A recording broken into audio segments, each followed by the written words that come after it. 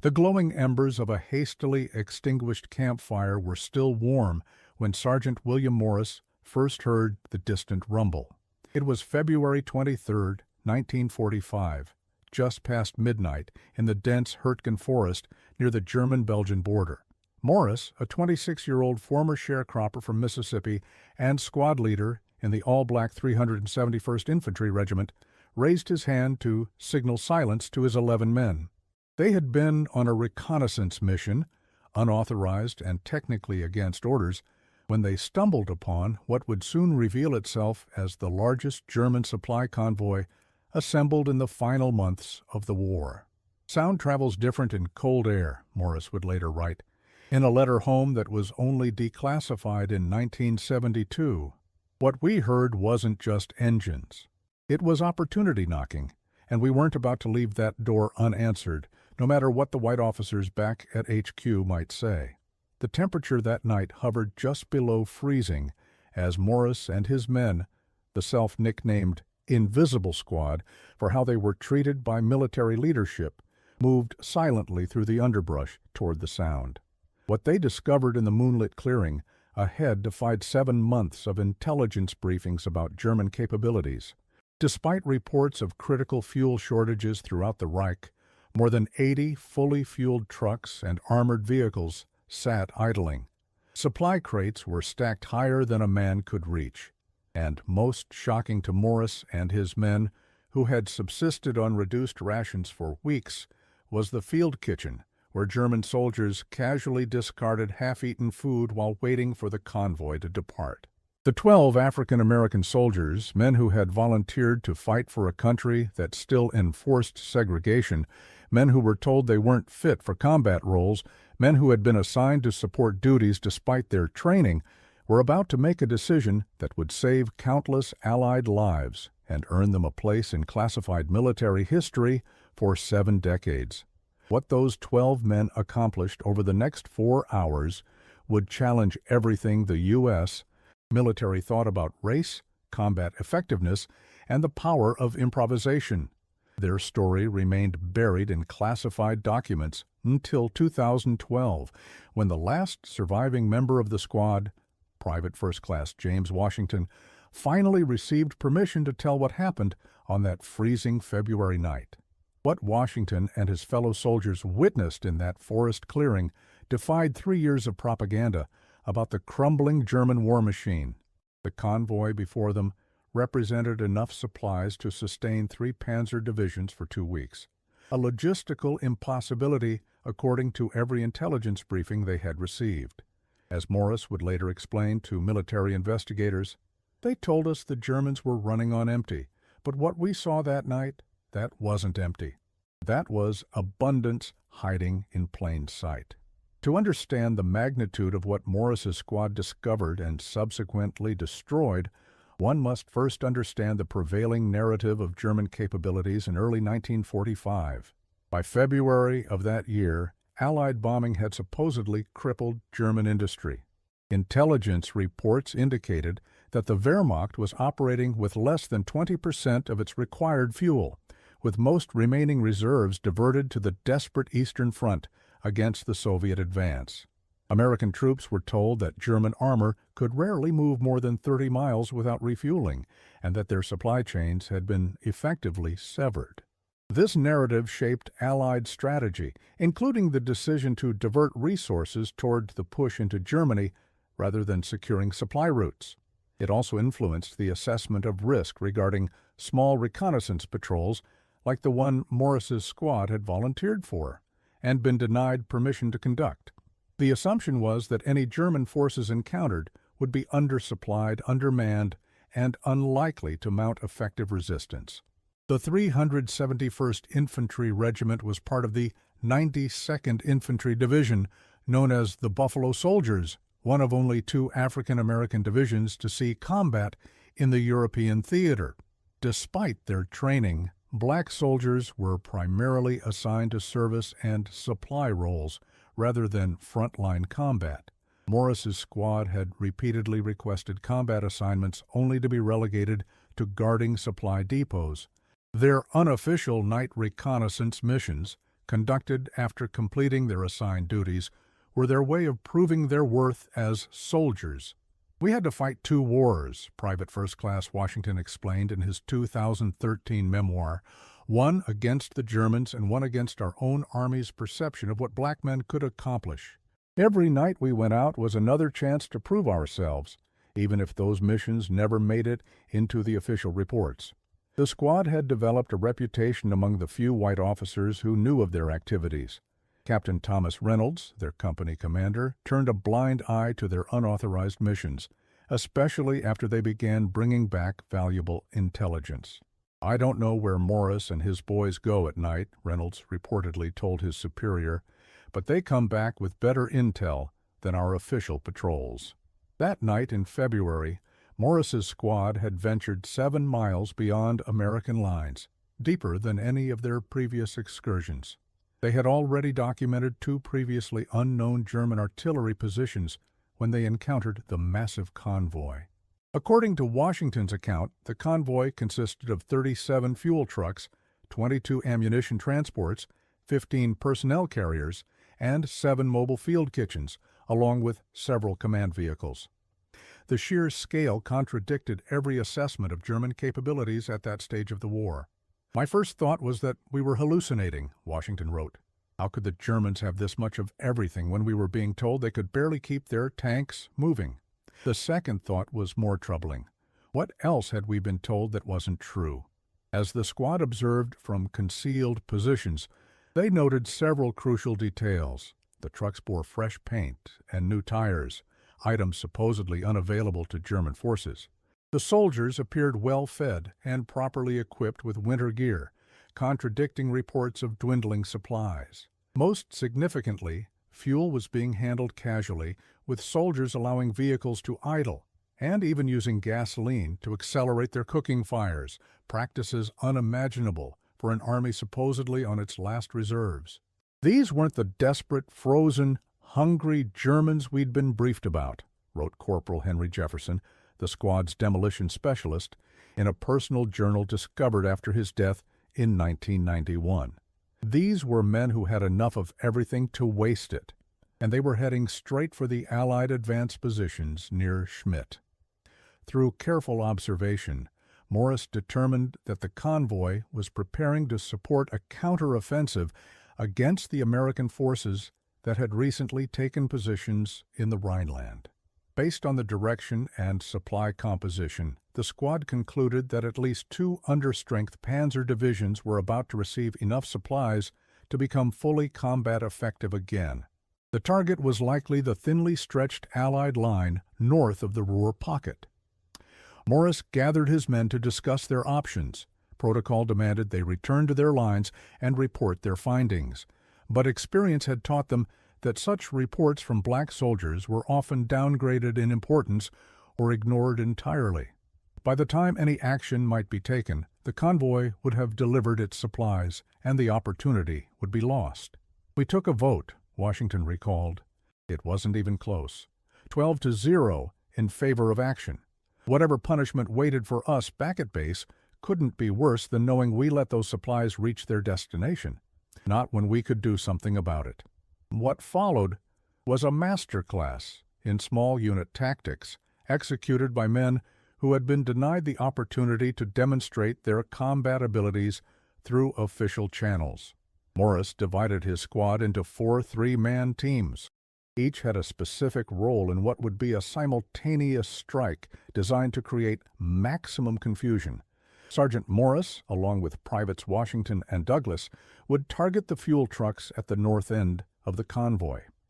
Corporal Jefferson would lead Privates Wilson and Taylor in attacking the ammunition transports. Private First Class Robinson would take Privates Johnson and Cooper to neutralize the command vehicles and communications equipment. And Corporal Adams would lead Privates Lewis and Parker in creating a diversion on the far side of the convoy.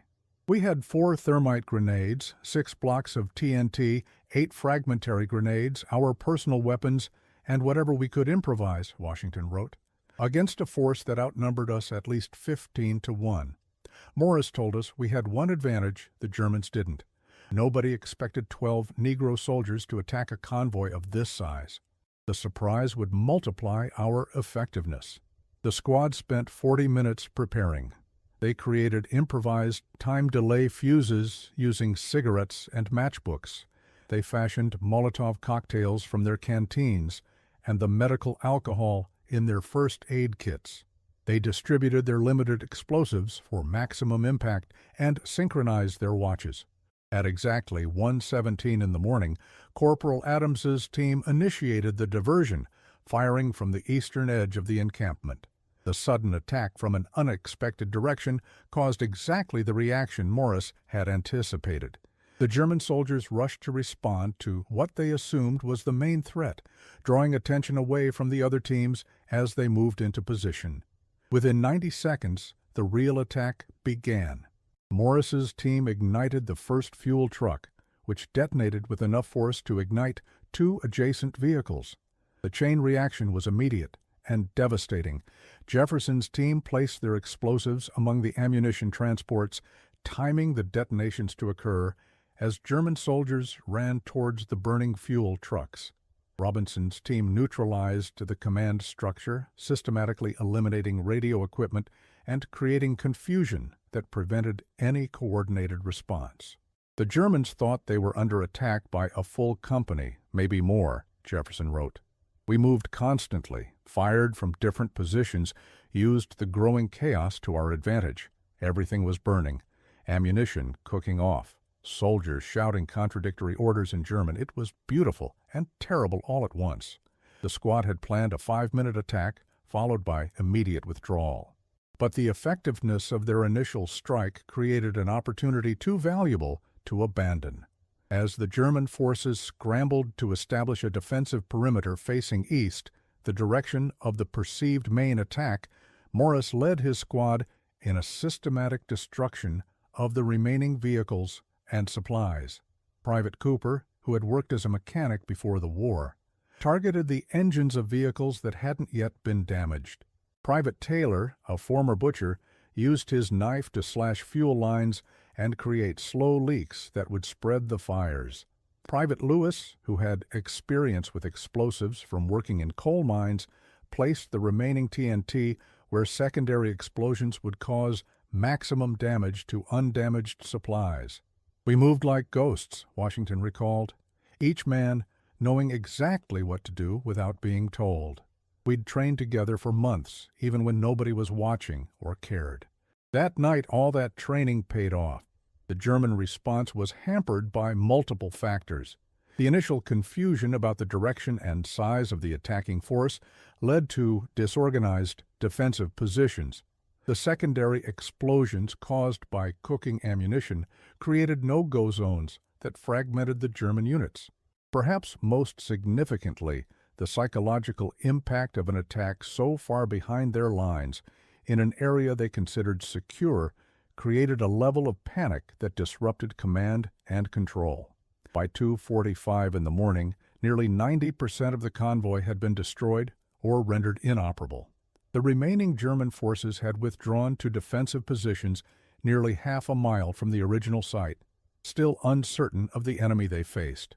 Morris gave the signal to disengage, and the squad withdrew as systematically as they had attacked, leaving behind a destruction so complete it would later be attributed to an Allied bombing run rather than a ground action.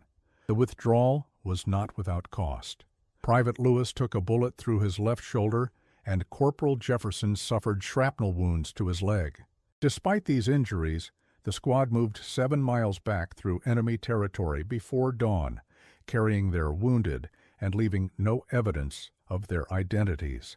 They arrived at their own lines at 6:23 in the morning on February 24th, where they were initially held at gunpoint by white soldiers from the 4th Infantry Division who refused to believe 12 black soldiers could have been operating so far forward. It took the intervention of Captain Reynolds to prevent them from being detained as deserters or infiltrators.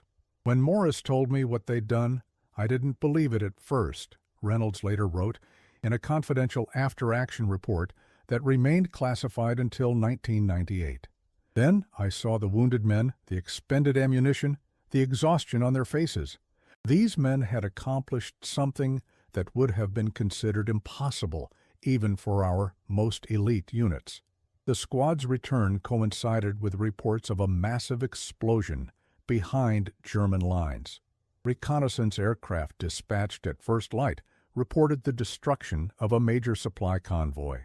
Initial assessments attributed the destruction to British RAF night bombing operations or possible German saboteurs.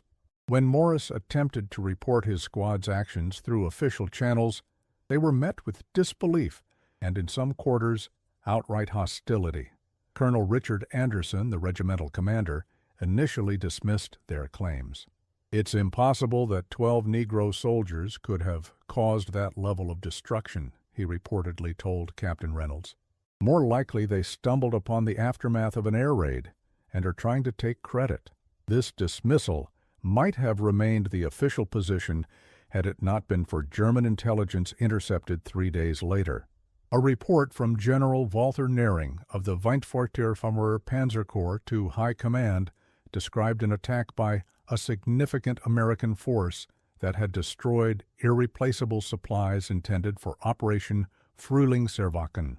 The intercept specifically noted that the loss of these supplies would delay the planned counteroffensive by at least 14 days. Further confirmation came from an unlikely source. 2 German officers captured on February 26th spoke of an attack by African-American commandos who had struck with unprecedented precision and effectiveness. When questioned further, they revealed their surprise at facing black soldiers in a combat role, especially in an operation of such daring.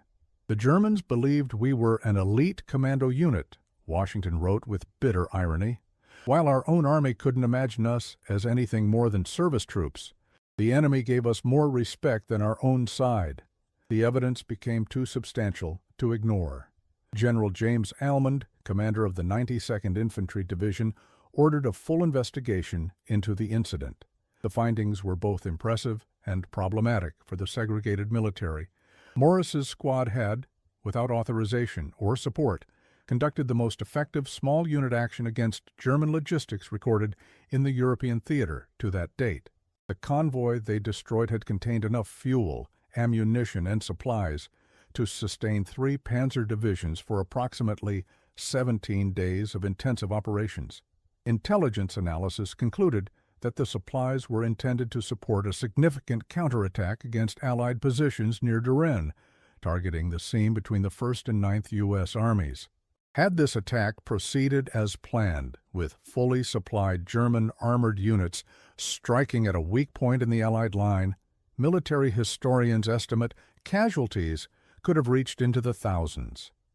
Instead, the German offensive was delayed by 2 critical weeks, during which time Allied forces consolidated their positions and brought forward additional anti-tank capabilities.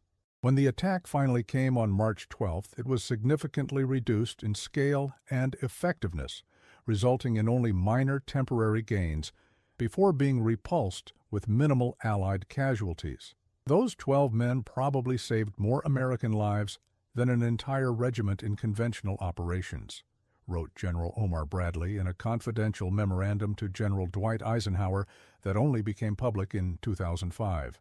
The question now is, what do we do with them? Decorating them appropriately would require acknowledging they disobeyed orders and operated independently. Not recognizing their achievement perpetuates the very prejudices that forced them to act outside the chain of command in the first place. The military solution was a compromise that satisfied no one. The men would not be punished for their unauthorized mission, but neither would they receive official recognition. Their action would be recorded as a special reconnaissance patrol that happened to discover a convoy already destroyed by Allied air power. Captain Reynolds was instructed to reassign the squad to different units within the regiment to prevent any further unauthorized operations. Before these reassignments could take effect, however, the squad was given one official combat mission. On March 3rd, they were ordered to secure a crossing point over the Erf Canal near Cologne. What was meant to be a simple reconnaissance in force became another showcase of their capabilities when they encountered an entrenched German machine gun position. Rather than withdraw and report as ordered, the squad outflanked the position and captured it intact, taking 17 prisoners without suffering casualties. This action, unlike their convoy raid, was witnessed by white officers from a neighboring unit and could not be minimized or reattributed.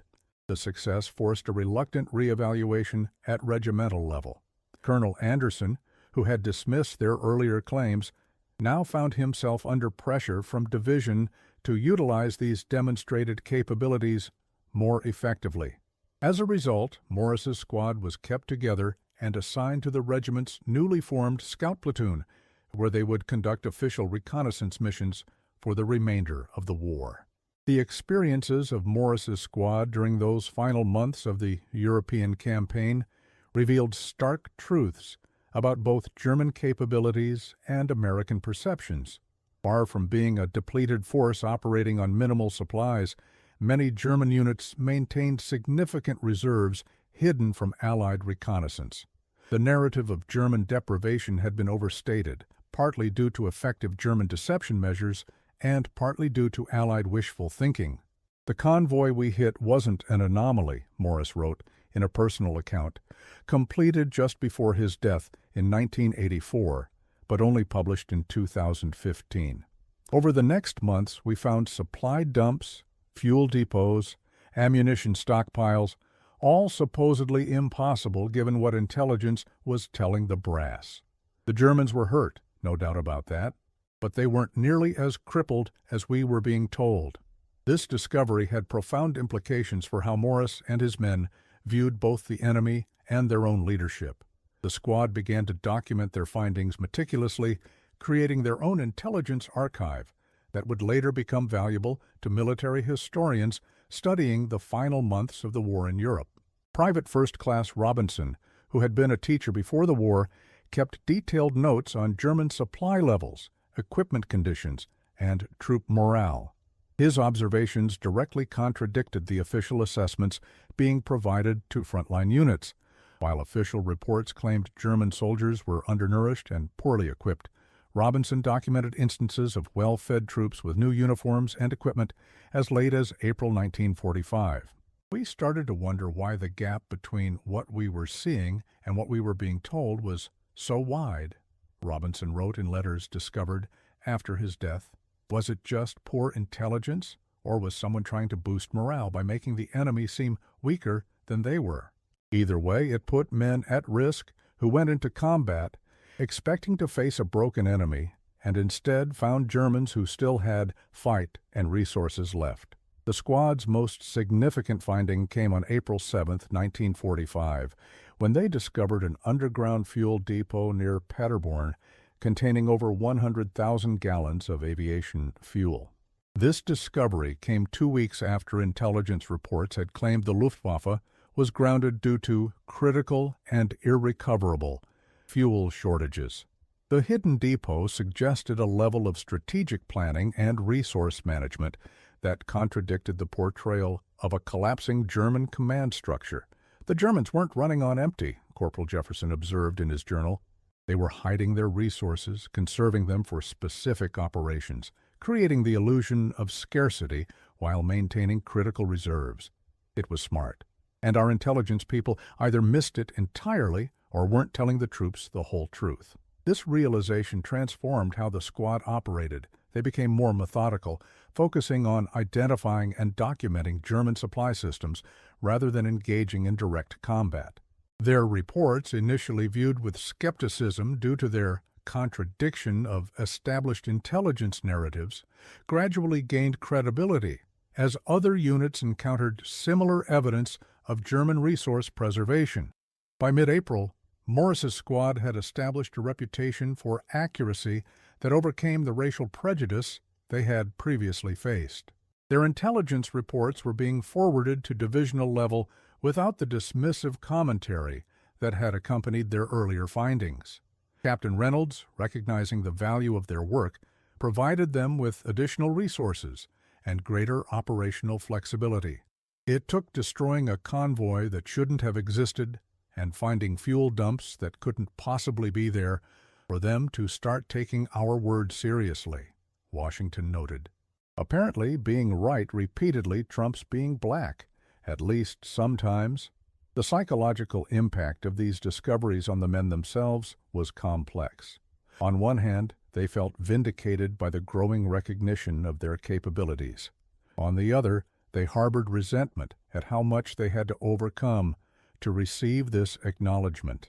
Private Wilson expressed this duality in a letter home dated April 23, 1945.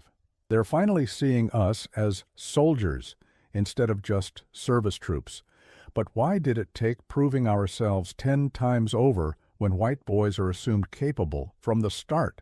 I'm proud of what we've done, but angry it was necessary to do so much just to be seen as equal. This sentiment was echoed by other members of the squad. They had not only fought against a formidable enemy, but had also battled entrenched prejudice within their own army. The dual struggle left them with a complicated relationship to their service, proud of their achievements, but bitter about the barriers they had faced. As the war in Europe drew to a close, Morris's squad participated in the occupation of several German towns. Their interactions with German civilians revealed yet another layer of complexity in their experience. Many Germans had never seen African Americans before and viewed them with curiosity rather than the hostility they often encountered from their fellow American soldiers. The Germans stare at us like we're from another planet, Private Cooper wrote home, but at least they look us in the eye when they talk to us. That's more than I got in parts of Georgia before joining up. This comparative treatment led to moments of profound cognitive dissonance. Sergeant Morris documented an incident in early May where his squad was invited to dinner by a German family while being excluded from a celebration by white American soldiers in the same town. The irony of being treated with greater dignity by former enemies than by countrymen for whom they had risked their lives was not lost on any of them. The enemy sees us as men first, black second, Morris wrote. Too many Americans see us as black first, men second, and soldiers a distant third. What does it say that I sometimes feel more respected by people I was shooting at a month ago than by those I've been fighting alongside? The squad's wartime experiences transformed them in ways that would have lasting implications upon their return to America. All 12 men had entered service from states with strict segregation laws. They had accepted second-class status as an unfortunate reality. Their time in Europe, particularly their success in roles they had been told they couldn't handle, fundamentally altered their willingness to accept such limitations. Before the war, I knew my place and stayed in it, Washington reflected decades later. After what we accomplished in Germany, after proving we could do anything white soldiers could do, and sometimes better, the idea of going back to being treated like a second-class citizen was unbearable. We'd earned our place, and we weren't going to surrender it without a fight. This transformation was not unique to Morris's squad. Throughout the segregated units that served in World War II, African American soldiers were experiencing similar revelations. Their exposure to different social systems in Europe, their proven capabilities in combat roles, and their growing confidence in their own worth combined to lay crucial groundwork for the civil rights movement that would gain momentum in the 1950s and 60s. 7 members of Morris's squad became active in civil rights organizations after their return. Corporal Jefferson participated in some of the first lunch counter sit-ins in North Carolina. Private Cooper helped organize voter registration drives in Alabama. Sergeant Morris himself became a local NAACP chapter president in Mississippi, where his wartime leadership experience served him in organizing community resistance to segregation. We brought back more than combat skills, Morris would later tell a reporter for the Chicago Defender in 1958. We brought back the knowledge that the limitations placed on us were artificial. They weren't based on any natural order or any true assessment of our abilities. They were just another form of oppression. And having fought one war against oppression abroad, we were ready to fight another at home. The military significance of the squad's actions against the German convoy would not be fully understood until decades later. Post-war analysis of German records revealed that the convoy destroyed on February 23rd represented nearly 40% of the total fuel reserves allocated for the Western Front during that period. Its loss directly contributed to the cancellation of 2 planned counteroffensives and forced the German High Command to divert resources from other sectors. A 1987 study by the U.S. Army War College concluded that the convoy's destruction significantly hastened the collapse of German resistance west of the Rhine and potentially shortened the European war by several weeks. The study noted with irony that one of the most strategically significant small unit actions of the campaign was conducted without authorization by soldiers who had been deemed unsuitable for combat operations. Beyond its military significance, the incident highlighted fundamental flaws in how intelligence was gathered, assessed, and disseminated. The disconnect between official intelligence narratives and ground reality revealed systemic weaknesses in the Allied intelligence apparatus. Preconceptions about German capabilities led to misinterpretation of evidence and contributed to potentially dangerous underestimation of enemy strengths. "We believed what we wanted to believe about the state of German forces," wrote Colonel Harold Williams, a post-war intelligence analyst, in a 1953 review. When evidence contradicted those beliefs, we found ways to discount it. The experiences of Morris's squad demonstrate how this confirmation bias could have led to strategic miscalculation had their unauthorized action not disrupted German plans. For the men themselves, recognition came too late to influence their military careers. Sergeant Morris was offered a battlefield commission in the final days of the war, but turned it down, knowing it would not transfer to the peacetime army. Private First Class Washington remained in the military after integration was officially ordered in 1948, eventually retiring as a master sergeant in 1967. The others returned to civilian life, carrying their experiences and transformed perspectives with them. Official recognition of their convoy raid remained classified until 1998, when documents relating to the action were finally declassified as part of a broader review of the contributions of African American soldiers. By then, only 3 members of the squad were still alive to witness their achievement becoming part of the historical record.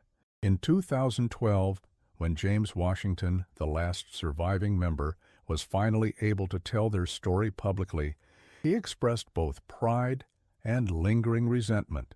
"We did something remarkable that night," he told the interviewer, "something that saved countless lives and helped bring the war to a quicker end." For 7 decades, that accomplishment was buried, because acknowledging it meant acknowledging that everything they believed about what black soldiers could do was wrong. In 2015, all 12 members of Morris's squad were posthumously awarded the Silver Star for their actions on February 23, 1945. The ceremony, attended by family members representing each soldier, included a formal acknowledgement from the Secretary of the Army that their contribution had been wrongfully overlooked due to the racial prejudices of the era. The story of Sergeant Morris and his squad illuminates several profound truths about warfare, intelligence, and human potential. It demonstrates how preconceptions can blind leadership to both enemy capabilities and friendly assets.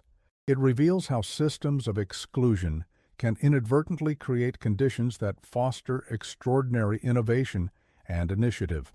Perhaps most importantly, it shows how individual courage and determination can overcome both institutional barriers and enemy forces. Their experience also offers a unique perspective on how war can transform those who fight it. The 12 men who entered that German forest on February 23rd were fighting for a country that treated them as less than full citizens. They emerged having proven their worth beyond any question, not just as soldiers, but as men who could accomplish the impossible through skill, courage, and unity of purpose. The convoy that should not have existed, and the squad that was never supposed to find it, much less destroy it, created a historical intersection where myth met reality. The myth of German depletion collided with the reality of hidden abundance. The myth of black inferiority crashed against the reality of extraordinary capability. In that collision, both sets of preconceptions were shattered, though the full impact would take decades to be fully recognized. As Washington reflected in the final pages of his memoir, "That night in the forest taught me that reality doesn't care what you believe about it. The Germans had supplies our intelligence said couldn't exist. We had abilities our own army said we didn't possess. Both realities asserted themselves despite all attempts to deny them. Truth has a way of emerging, even if it sometimes takes 70 years for everyone to acknowledge it." The legacy of Morris's squad extends beyond military history into the broader American story of the struggle for equality and recognition. Their achievement stands as testament to human potential unleashed despite artificial constraints, to courage that transcends boundaries imposed by prejudice, and to the power of determined men to shape history, even when history itself is reluctant to record their role in shaping it. 7 decades after 12 black soldiers defied expectations and orders to launch an impossible raid against an impossible target, their story serves as a powerful reminder that the most effective weapon in any conflict is not technology or resources, but the unlimited potential of human beings allowed to rise to the full measure of their capabilities, regardless of the color of their skin or the limitations others try to place upon them. What Sergeant William Morris and his men saw in that forest clearing defied 3 years of indoctrination about German capabilities. What they did in response defied 70 years of attempted erasure from historical memory. In both defiances, they revealed fundamental truths about war, race, and human potential that continue to resonate in military doctrine and American society today. Their unauthorized night raid stands as both military achievement and metaphor, a reminder that sometimes the most important victories are won by those who refuse to accept the limitations others place upon them.